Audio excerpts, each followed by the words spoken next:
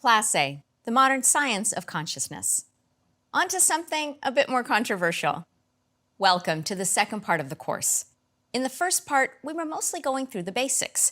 The materials we have gone through are pretty standard. Different professors may present them a bit differently, but by and large, we try to discuss with you things that are more or less what we call textbook knowledge. Now then, there is this sense that there is really no such thing as textbook knowledge. As a living discipline, cognitive neuroscience updates itself.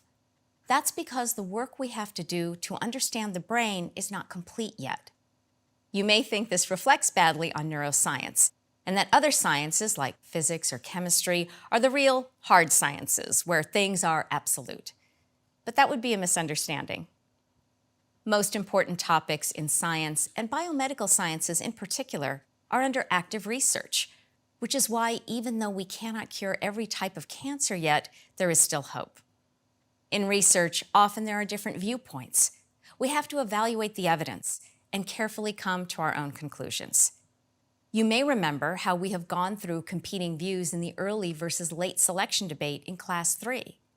At times, you may find it a bit confusing or challenging because you have to think for yourself. But that's good for you.